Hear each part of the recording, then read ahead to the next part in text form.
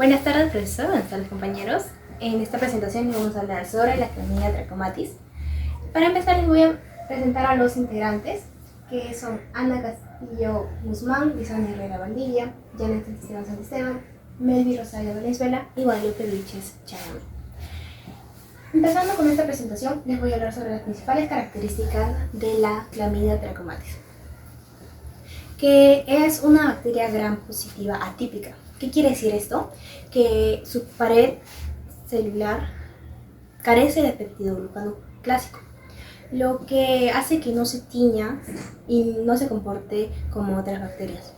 También es una bacteria intercelular obligada, es decir, que no puede vivir fuera de las células, sino que tiene que vivir dentro de las células, por lo que no crece en laboratorios, no crece en agar, sino que necesita una célula huésped para poder vivir. Necesita estar dentro de la célula para poder vivir. Es tan pequeña que muchas veces se confunde con un virus, pero no es un virus, sigue siendo una bacteria. Hablemos sobre su dependencia celular.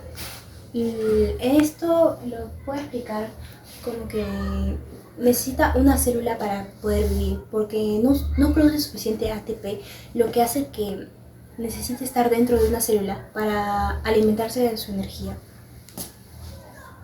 También tenemos los efectos en el huésped.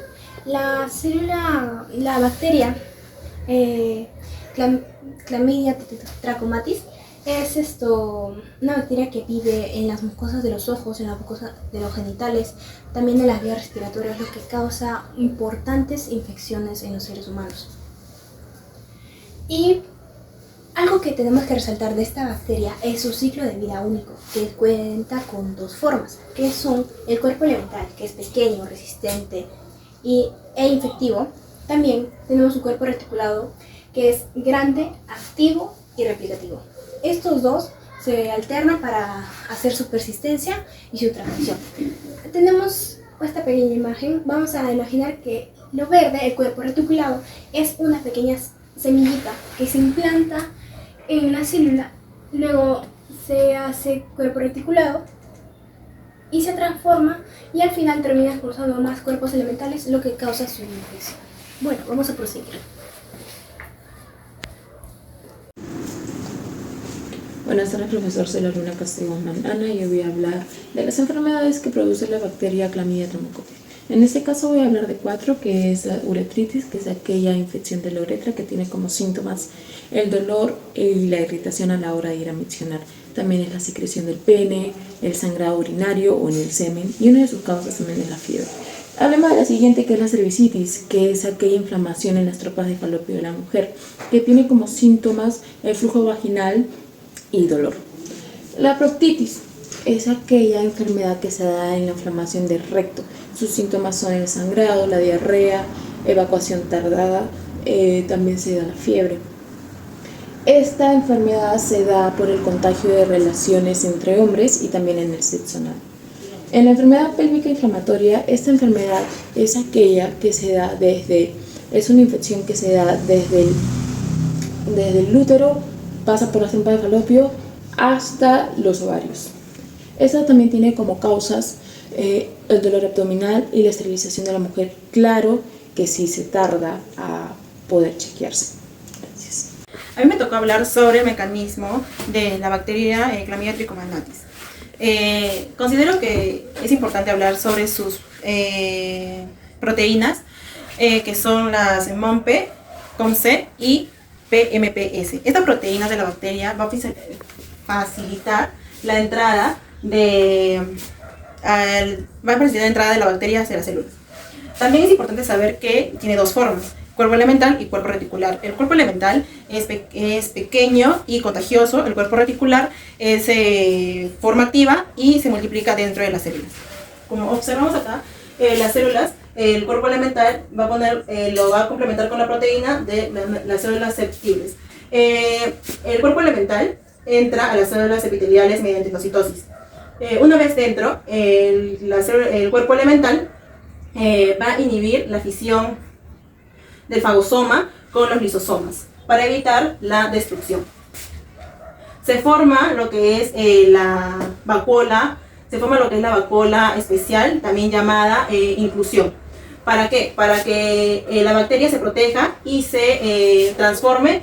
El cuerpo elemental se transforma en el cuerpo reticulado. El cuerpo reticulado se multiplica por fisión binaria en la inclusión. Esto forma la inflamación local y el daño a los tejidos. El sistema inmunológico lo refleja con enrojecimiento, dolor y secreción de pus.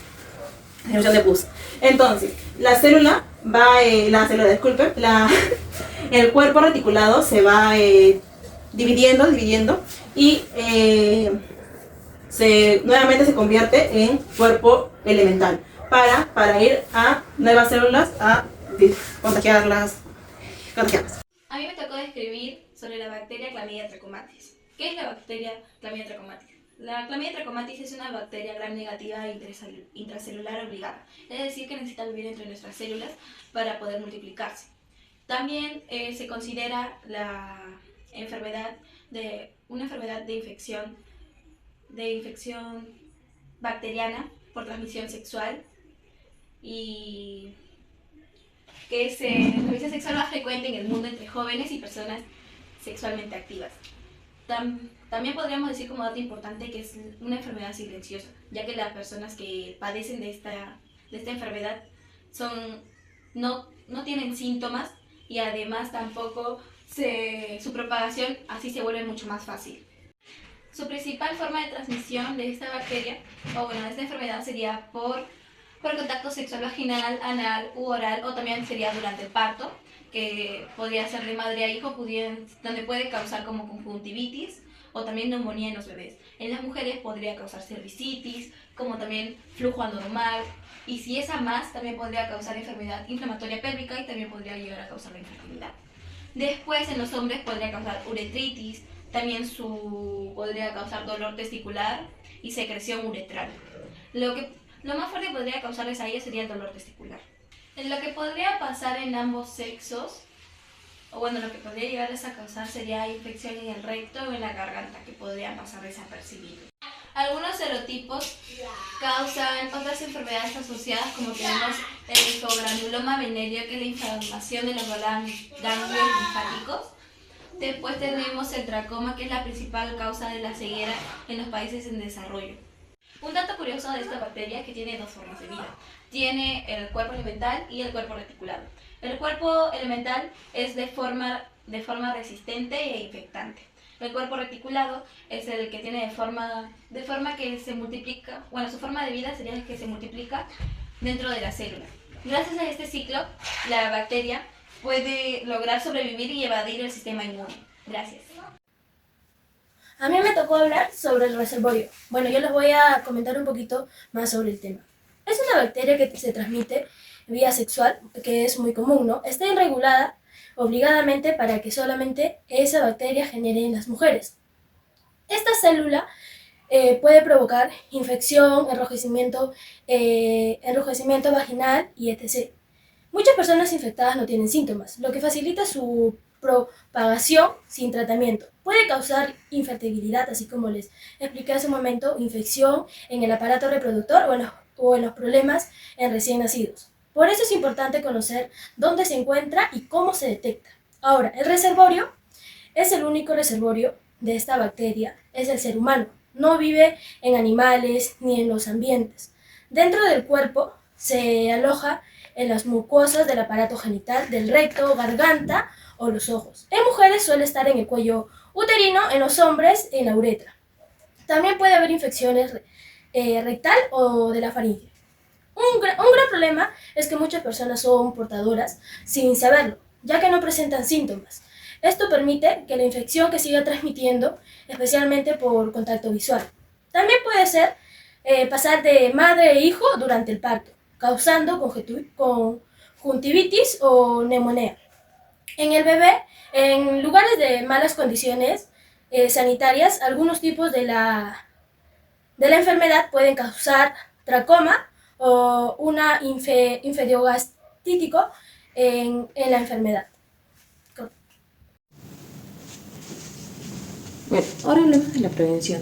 Tenemos que tener el uso correcto del preservativo, también tener una estabilidad emocional buena con tu pareja, con una sola pareja, ya que esto también te ayuda a poder disminuir los riesgos de infecciones sexuales. También tienes que tener chequeos periódicamente tratados, ya que esto te puede ayudar también a disminuir el contagio, y durante este tratamiento no debes de tener relaciones sexuales con tu pareja hasta poder culminarlos. También es muy importante hablar a los adolescentes y jóvenes sobre este tema de las transmisiones sexuales que se puede dar para poder disminuir los contagios. Bueno, ahora les voy a hablar sobre el diagnóstico. Se realiza con pruebas moleculares llamadas NATs, que detectan el material genético de la bacteria. Estas pruebas son muy efectivas y precisas. Pueden hacerse con orina o con hisopados del cuello uterino, en la uretra, en el recto o en la garganta, aunque antes estas se realizaban en cultivos y en pruebas de anticuerpos, pero hoy casi ya se utilizan porque son menos confiables. Entonces, por eso cambiaron la metodología de hacerlo con orinas o hisopados, porque es más efectivo, así como les repetí hace un momento. Una vez diagnosticado esta bacteria, la infección se trata fácilmente con antibióticos como la doxicilina o la acitromicina. Bueno, en conclusión, la clamidia solo vive en seres humanos y por eso se dice que somos su único reservorio. Por eso a mí me tocó hablar sobre el reservorio, porque esta bacteria solamente se generaliza en los seres humanos y no en los animales ni en el medio ambiente. Muchas personas no tienen síntomas, como les repetí hace un momento, lo que a esa bacteria le hace, la hace como un fantasma, por así decirlo, y es un poquito difícil de detectarla. Por eso les recomendamos el diagnóstico y que se vayan a chequear al médico para que puedan detectar a tiempo esta bacteria y para que no se le pueda dificultar en lo largo de la vida. Gracias. Ya vimos lo que es la clamidia trachomatis. Ahora vamos a hablar de un punto muy importante, que es el tratamiento. Porque conocemos qué es la bacteria, pero no sabemos cómo combatirlo. Y saber qué es la bacteria sería como conocer al enemigo, pero no tener una estrategia para combatirlo. Tenemos adultos con infecciones genitales no complicadas. Tenemos lo que es la doxiciclina de 100 miligramos cada 12 horas por 7 días, que es la más eficaz en infecciones rectales, ya que es donde la bacteria más prevalece. También, si el paciente quiere optar por una alternativa mucho más cómoda, sería la acitromicina de 1 gramo, que es una dosis única y a veces es mucho más eficaz porque tiene más adherencia, ya que muchas veces es difícil mantener 7 días con pastillas. Para las embarazadas, la doxiciclina está contraindicada porque daña al feto. Por eso optamos por la acitromicina o la amoxicilina, que no solo protegen a la madre, sino que al feto de futuras infecciones como la neumonía o una conjuntivitis. Y en casos más severos tenemos lo que son los linfogranulomas venéreos. En este caso, su tratamiento dura 21 días y es la doxiciclina cada 12 horas. ¿Por qué? Porque la bacteria está dentro de los ganglios linfáticos, lo que hace un poquito más difícil su erradicación. Ahora, en los neonatos que tienen la infección a través de una transmisión vertical, utilizamos lo que es la eritromicina oral, que está ajustada a su peso y se da durante 14 días. Esto protege al bebé de futuras infecciones respiratorias o oculares. Ahora, para tocar puntos críticos del manejo, sería tratar también a la pareja para evitar una retransmisión y promover la educación sexual y el sexo seguro. Un resumen de lo que les he dicho: para distintos pacientes, ya sean adultos, embarazadas, linfogranulomas venéreos o recién nacidos, son diferentes esquemas, pero el objetivo siempre es el mismo: erradicar la bacteria y evitar su transmisión. Ahora sí, muchas gracias.